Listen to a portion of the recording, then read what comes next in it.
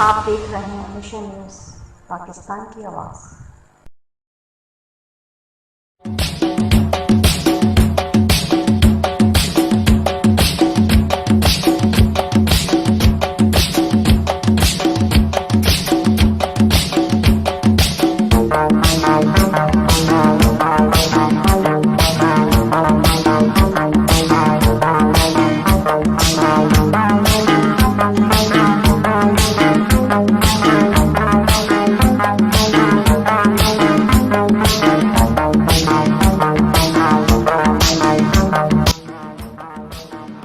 Karachi good up town کے علاقے لاسی گوٹ میں پیپلز پارٹی کے رہنما اسد گبول کی جانب سے علاقے میں نادرہ وین منگوائی گئی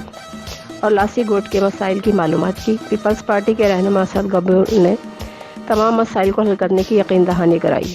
لاسی گوٹ کی عوام کا مطالبہ ہے کہ ایک ہفتہ نادرہ وین کو بلوایا جائے۔ اسد گبول نے نادرہ افسران سے بات کرنے کی بھی یقین دہانی کی اور گڈا پریس کلب اور مشن نیوز کی پوری ٹیم سے گفتگو کی اور کہا کہ آئیے جانتے ہیں گڈا بیورو چیف حسین۔ کافی مضبوط ہی ہے، کیونکہ اگر ہم لوگ حال ہی میں دیکھیں کہ جو شمولیت کی ہوئی ہے سندھ سطح میں، چاہے وہ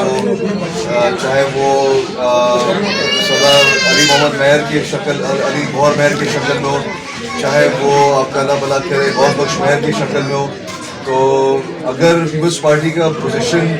مضبوط نہیں ہوتا سندھ سطح پہ، یا سمجھیں کہ عوام نالا ہوتی یا پیپلز پارٹی کارکردگی اس لیول کی سطح کی نہیں ہوتی، تو ہمارے جو پرانے جو سیاسی کھلاڑی ہیں،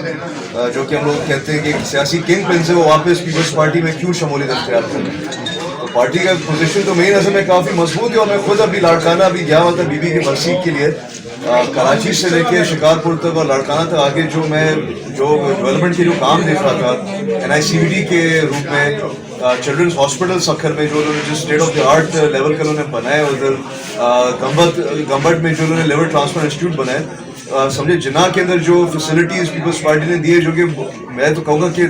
افغانستان اور دنیا کے دوسرے ممالک سے لوگ آتے ہیں سائبر نائف میں اپنا ٹریٹمنٹ کروانے کے لیے۔ تو پیپلز پارٹی کا جو حقائقی طور پہ جو کام یا کارکردگی رہی ہے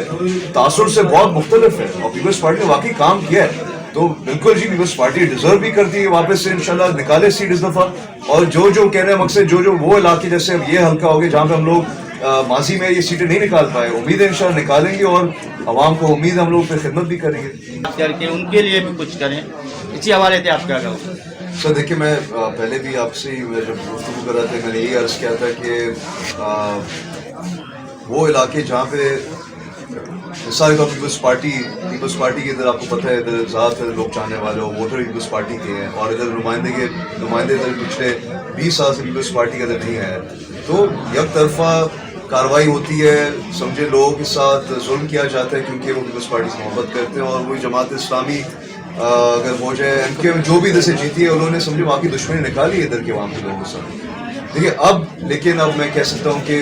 اگر اگلے 5 سال میں اگر ادھر کوئی کام نہیں ہوا، کام کاج نہیں ہوا، تو پھر واقعی آپ کہیں گے یار کہ ظلم ادھر کے عوام کے ساتھ ہوا ہے، کیونکہ اب پیپلز پارٹی پہلی دفعہ ٹاؤن بھی نکال گئی یہاں سے، سولاپور ٹاؤن،